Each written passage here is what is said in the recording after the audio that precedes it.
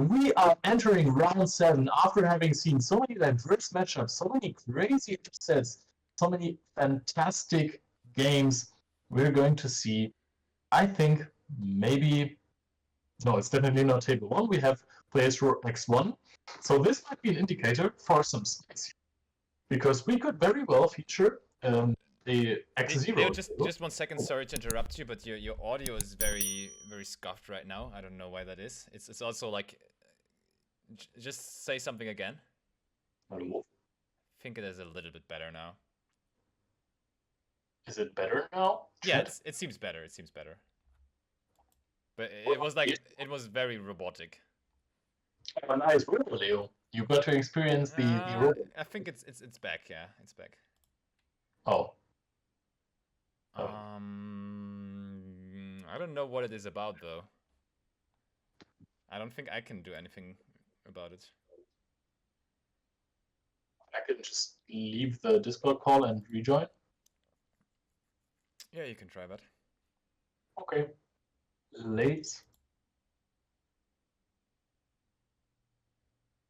Also, while we're doing that, I will be talking about what's going on. We see it's anti-meta on Daniel's side versus Quentin, who starts off with Mind Control and Gale. And of course, the Mind Control had to be negated by Dark Bribe, because otherwise, that is just too much advantage there. Can you hear me? I can hear you. Can you hear me good? Not sure yet. Let's try. Let's keep on talking for a bit. So, anti-meta it is, and we see Pachi, and we haven't seen anti-meta all day. Oh, and Banisher of Radiance and Kaiku in the main deck. That is actual anti-meta that we're seeing here. Yep, the only problem that Daniel has is just that this anti-meta deck is not drawing a lot of spell out trap cards. Not for now, and it usually should do that. Usually it is about the back row with that deck. And I mean, both of those players are 5-1 in tournament right now, so they cannot really afford losing this round here, because that puts them at a high risk of being eliminated from the tournament. It's interesting to see that Quentin has decided to not set a single card to his back row, even though we see powerful trap cards in his hand. That, of course, must be an indicator again for Gorse being around, and I think I also spotted that Gorse in his hand. That makes sense. I was, first of all, thinking that he was afraid of one more Breaker, because Breaker is obviously at 3, it's unlimited. And there is a high chance that his opponent is running multiple copies of it, and not just one. They call me Nemo. It is 8 rounds of Swiss, followed by top 16. Now, Kaiku is a really insane card here against Vayu Turbo. However, Quentin is not on Vayu Turbo.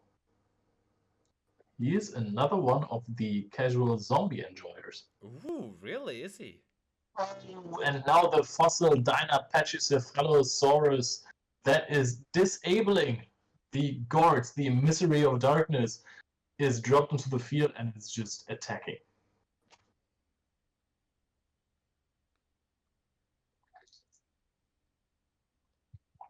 Well, the problem here is there is still Mirror Force in hand of Quentin.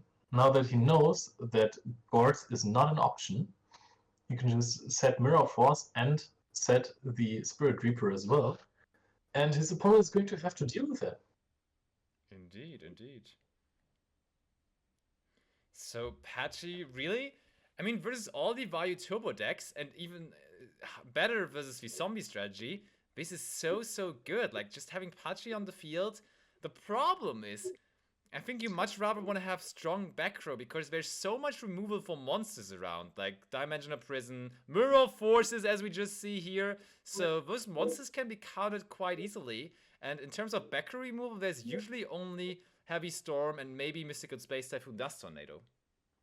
No, Breaker is being summoned after this field was cleared, and I think that this is a bottomless triple, the best card to have for a Breaker. It is indeed. And now, after opening so many monsters, Quentin pretty much worked through most of those, and there's Heavy Storm now. Is it going to Whoa! resolve? It is going to resolve. That hurts. Turret Reaper set face down. It would have been outed by Shring easily, but this is just Oh, such a blowout here. You can also normal summon the Pyramid Turtle next to it to have some more damage, but nope, we're just going to swing for it. that's rough. And he's going to discard the Smashing Ground as well. Oh boy. That would have been an answer to the Spirit Reaper, but no, never mind. It's not there anymore. There comes Banisher of Radiance now. Banisher of the Radiance is itself a problem. I'm not quite sure if I like the attacking over the Spirit Reaper for some minor damage, because there is a good chance that you're running over a floater that is next to it and just permanently take it out of the game. And there is Kaios. Kaios on the Banisher, successfully resolving.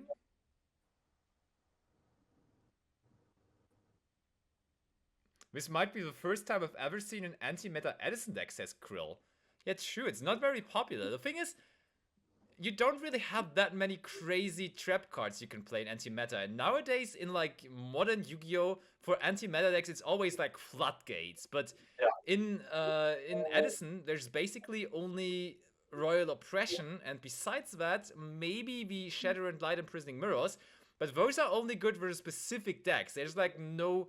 I mean, Skill Drain probably is a card you would play, right? That's probably something. I don't think you're playing a skill drain, because your floodgates are actually your monsters that you are normal summoning. You have access to Thunder King Ryo. True. You have access to Kaiko, which is a Imperial Iron Wall, basically. Fair. Banisher of the Radiance is Macrocosmos, and Pachi is Vanity's Emptiness. So you are running multiple traps or quick spells like Shrink that trade 1-for-1. On attacks, and you basically deny your opponent from playing. So back in the day, at least in my area, in the Ruhrpott around Dortmund, that was quite the popular strategy. So we did successfully run over the Pyramid Turtle, but we knew that Kaios is going to come back because it was bounced back with Compulse the last turn. So now it is really time to get a top deck here for Daniel, because otherwise it's looking bad. He finds a card to set, but I mean, that could very well just be like Pachi or something. There is there's Burial from a different dimension. He gives him another draw by using Dark Bribe on that. Oh, that is a really interesting Dark Bribe, but yeah, does Dark Endragon send face down monsters as well? Because then you could argue for, there is one. Dark Endragon indeed. We are sending, what are we sending? It's Pachi. Attacking for game with the Dark Endragon. Picking up the cards.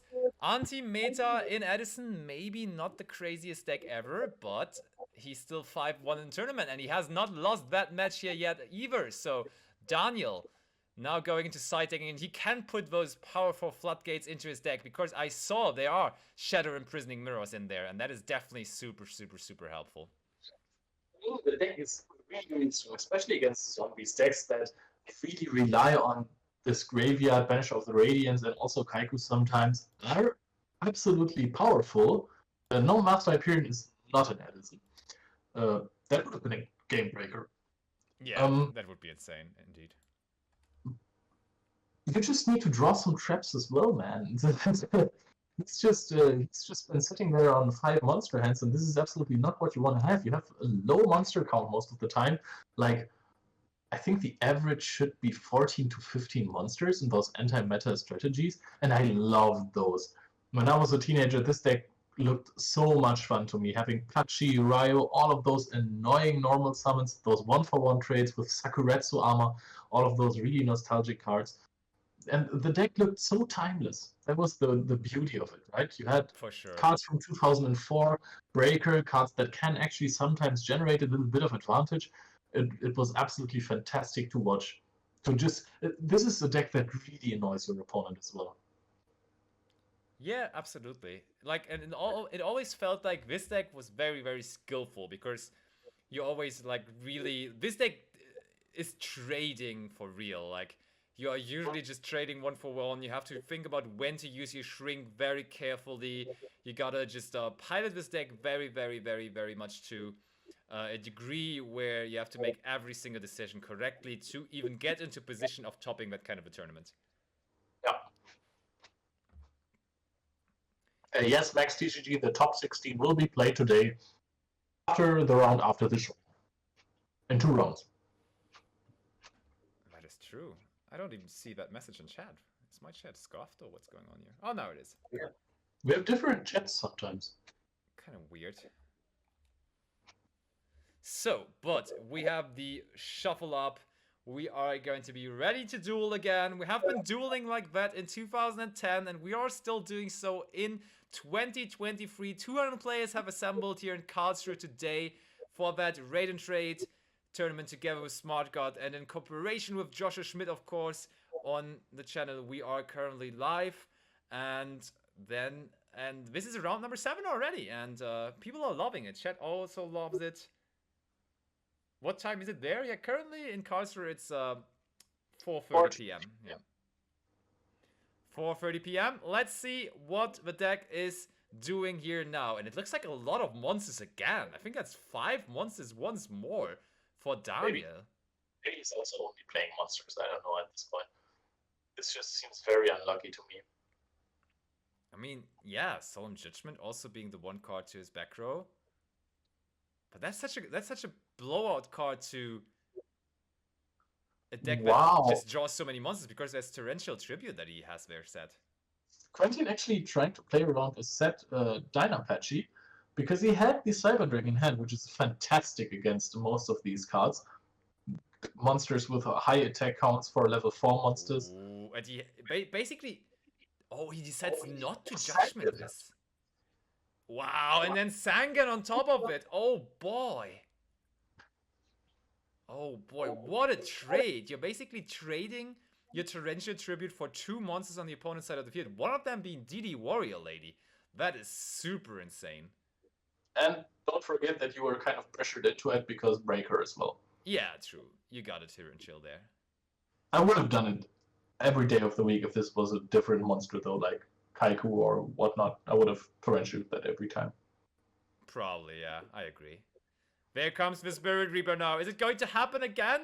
I think we're taking that. Oh boy.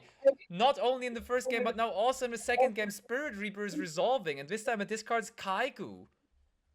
But I think that's fine for him because he has so many monsters anyways. Oh, Consecrated Light. That is a really interesting monster. Because I think it disables your opponent from playing dark monsters or having them attack. Or maybe effect activation and attacks. I think that's the problem. Yeah, I think it's definitely attacking, that's for sure. But it could also be summoning. Let me see. Consecrated Light says, neither player can normal or special summon dark monsters or declare an attack with dark monsters. Is my audio different now? Absolutely! Oh, finally! What did you do, bro? It was awful. When we had the problem the first time, my microphone was still on, but then apparently I unplugged it afterwards on accident. Thank you so much. It's a million times better right away. Thank you, thank you, thank you. You guys should have bothered me more in chat. Not to blame anyone here, but you should have bothered me more than I would have immediately checked everything. Not to blame anyone, but I'm blaming chat. So, we are getting to the point now where Quentin is summoning out the Caius, and has the effect already been used? Because I see no cards being banished yet. I think he targeted the right card, which is not the Solemn Judgment. Ooh. So we it's another Solemn Judgment. I mean... But you don't target... I mean, maybe he immediately tried to target something. He was like, I'm thinking on summon. Yeah. Oh, but, and look, some info. Typhoon says in chat that Josh right now is on table 2, meaning that he also has to be X1 in the tournament still. Yeah.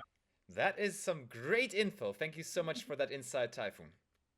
Guys, by the way, I want to make a little survey. Survey. If you guys could tell us about your experience with Edison format. That would be nice. Like, have you played back in the day? Why are you watching this? Are you just watching this out of general interest for Yu-Gi-Oh? Do you think about competing in Edison? Are you learning the format right now? Do you have anything to do with Edison, or are you just fans of Joshua? Just tell us. I'm really curious to know what your relations to Edison is. Ilya is going to be top 16. And we're running over that, and we are connecting with the Pachi. So that Mizuki that we just ran over, that could have theoretically been really good, doesn't look that good now anymore. Oh, this Pachi is really, really strong. Pachi almost also was a game breaker in game 1. Ooh, look, there's definitely like there's scoop. definitely game there. Daniel, after not looking great in game 1 and also again getting hit with Spirit Reaper in game 2, manages to clinch out victory here, forcing Quentin into a third game. Strong stuff. And also, your survey is going great. Like, there are so many different approaches. Some people say, hey, I played very competitively. Some people say, hey, my friends have just told me to get into it because it's so much fun. And I mean, that's the same for every format of Yu-Gi-Oh, right? Like, be it current Yu-Gi-Oh, be it Time Wizard 2010 Yu-Gi-Oh, 2005 Yu-Gi-Oh, or so on. At the end of the day, it's just about what you make out of it. Like, if you want to have a good time with your friends, it basically doesn't matter which format you're playing. If you want to be super competitive, you can get super competitive in current, but you can also get super competitive in those Time Wizard formats. Like, Yu-Gi-Oh can give you satisfaction on so many different areas, on so many different levels, in so many different ways, and that's what I love about the game. You're still there, Leo? Yes. Okay. I was still thinking on how to follow that up. I see. But that was such a beautiful message, I had nothing. Aw. You're too cute, you're too cute. I say Mango in chat also says, I love Josh, I love Edison. Played back then semi-competitively with Blackwing, but really like to play quick draw volcanics in Edison now as a deck. That's really cool. Yeah, I like that a lot too. Volcanic Shell is a really good card. And it maybe is going to be great again in the future. But let's focus on that blast from the past that is going on right now again. Quentin starting off game 3 with the classic T-set pass, and finally somebody that is actually doing the T. We actually have a T-set pass here, and not just a card set to the back row and a card set to the monster zone. And I think we have Consecrated Light and the Shatter Imprisoning Mirror on the side of Daniel. That is strong stuff. It might be a bit... Oh, Bottomless Trap Hole immediately. And we have a Starlight Road to back up. Is that a Shadow Imprisoning Mirror? I'm pretty sure it was, yeah. So, but when you are immediately going after the Ryo there, is that a tell that this is Sengen set? Because if it is Sengen, it is Sengen indeed. Yeah, you just have to use Bottomless. You just have to use Bottomless. And are we going to do something about the Kaios? Summon successful? Yes, but there's the Shadow Imprisoning Mirror, so none of the effects is going to resolve. Yeah. Shadow Imprisoning Mirror going in hard today. Like, not the first time today we see this card putting in some work. I mean, negating a Chaos is almost always worth it. Consecrated Light hits the field, so Dark Monster is really not having a good time here. I mean, I guess that card can be removed by Brain Control. We don't have access to Exceed monsters yet, so... We are setting a monster, and play goes back over to Daniel. There goes another card into the back row, and we are passing it right back over to Quentin. And there's Macro Cosmos now as well. Of course, this card was already released as well. Enemy of Justice was the set where this card was introduced. And, yes, we were talking about it earlier. Like, nowadays you are usually playing Floodgate Traps. But this deck is more about Floodgate Monsters. At least that's what we saw in the first 2 games. But now we get to see some of the Floodgate Traps he's running as well. Macrocosmos is such a cool card, and now Pyramid Turtle is summoned. It could easily attack over Consecrated Light. Actually asserts a lot of pressure right here. But prison. There's Dimensional Prison again to answer that. Be gone. Ooh, but I think I saw Mystical Space Typhoon in the hand of Quentin, so maybe he's just waiting for cards that are good enough.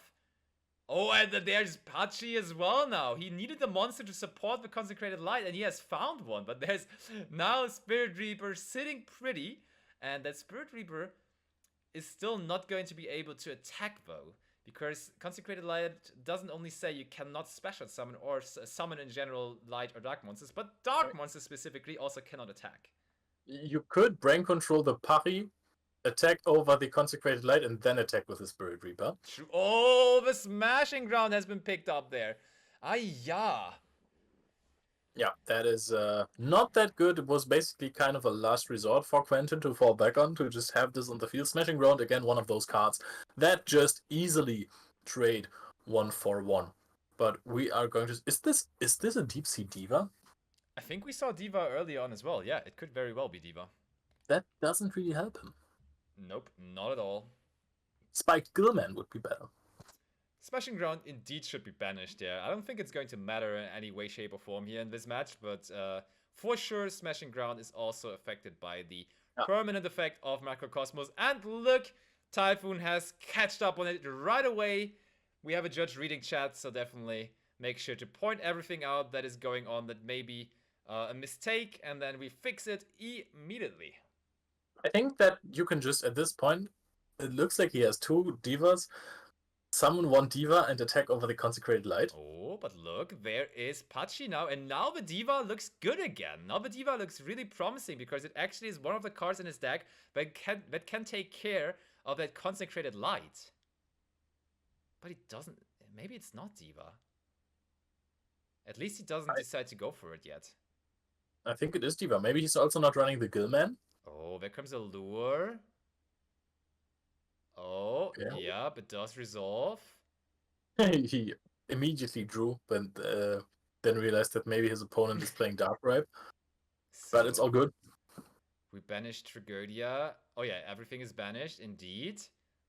Let's not have the Smashing Ground 2.0 accident. And there comes Ryo. Do we have Torrential? We do have Torrential indeed. But do we have an answer to that as well? It's Starlight Road! Oh my boy. Come on. Oh my boy, that's not real. There's Judgment though, on only one side. Yes, that Judgment is going to resolve. Oh boy, oh boy. Wow, that another Judgment on that would have been absolutely insane. That is ridiculous, really. Now we're getting rid of Starlight Road, Consecrated Light, and the Thunder King Ryo. Daniel has no monster to follow this up, so this is a potential opening for Quentin to put some pressure. And he has started to accumulate quite a few cards in hand. Like, or is that... Yeah, that is his hand.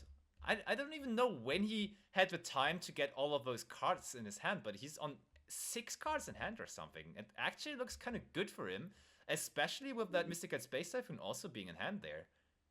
Yeah. Oh, we are normal summoning the Zombie Master, and are we immediately... Nope, this is an ultimate rare Zombie Master. What a fantastic card. Oh boy, yeah. Beautiful. It is beautiful indeed. Also, chat, you can tell us if you like the stream, not only your experiences with Edison, but also with this stream, so we know if this could maybe be something that we are considering to do again. Absolutely.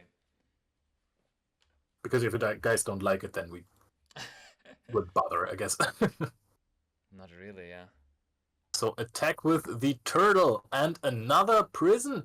Everything gets imprisoned here. Daniel is just banishing monsters left and right, but now he's not drawing into his own monsters to assert some pressure. 3,400 life points left remaining on Quentin's side. There would be such a big problem for him if he actually drew a monster. Now we are normal summoning the Goblin Zombie. Torrential Tribute onto the normal summon of Goblin Zombie. You could argue for... No, there is a Shadow Imprisoning Mirror. I thought that you could chain MST to Macrocosmos. Just 1 second, I'm leaving you alone because I have to grab my food, but just keep on talking. Sure. Alright, so we are deep into the top deck game. 2 card set for Quentin. Fossil Dynapachicephalosaurus, or something like that in English. The German name is along the lines of that. We are taking 1,200 life points. Just one more hit can be taken from this. After that, it's game over for Quentin. Quentin is drawing for turn. This looks like it's the 20th Diva that he has drawn in this game. If this was not... Oh, he's going for Phoenix Wing Wind Blast. Onto the set card. What are we going to see here? It gets on top of the deck now. We have Chaos in hand. We have so many Mystical Space Typhoon onto the Shadow Imprisoning Mirror, but this does not look like he has a good normal summon. He has Brain Control! Don't use the Mind Control on this! Brain Control! Pace 800 goes down to 1400, takes over the Dyna Patchy. Patchy will be immediately tributed, thus banished. Goes for the Chaos then. I'm already getting ahead of myself, but I think that we are pretty... Okay. We're playing around gods. We're playing around gods. I don't necessarily agree to play around gods versus this deck, but better safe than sorry. Okay, we now... Absolutely. I'm also back, my friend.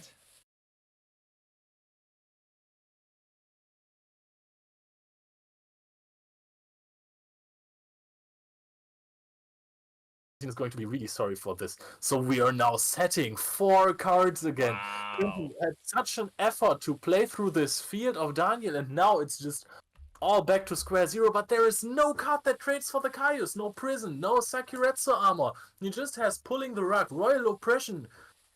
What a nut. All the cards that don't stop attacks. This is getting really dangerous. Nobleman of Crossout now used on the set monster. Oh, It is and it's another... Diva. It was a good bluff, actually. That was a good bluff. Because you don't really care for that Diva to be banished, right? Yeah, absolutely not. And But another attack. is there an answer this time? Does he have an Does answer? it go through? Keep in mind, 2600. he could have dealt 1200 damage more earlier. He just tried to play around the gods that is 99% not existing in this deck. Most likely not. I will agree. Oh, he takes it. 200 life points. No more brain controls for Dania. No more premature burial. No nothing there. Basti, you missed the most exciting turn. Yeah, I heard so. Like you were screaming. Oh, Ryo is normal summoned, but what is happening next? Because just the normal summon of Ryo doesn't help him. He already used the Torrential Tribute, I think. So, oh, he must have Shrink set. Oh, but don't you just attack then when your opponent... maybe not. Maybe you're scared of a prison, but the thing is, there is Mind Control in hand of Quentin. Maybe he can smell it. Maybe he just goes for a Mind Control here and tries to attack. Attacking directly would be... Oh, he is tributing. Pulling the Rug will have its appearance on stream, and it's going to hit hard. Oh, yeah. And I mean, Quentin is on 1,400 life points, so this is dangerous for him now. He should have just gone for the Mind Control. Shrink is such a... Oh, apparently life points weren't correct, right? Because otherwise I don't know how bad Gorse should have come to the field. Well, gods can't come onto the field if you have 2 back row. Unless he got effect damage somehow. What's happening? Wait, is there any... Wait, is there... Did he use... No, wait. Oh... Shrink. Wait, what?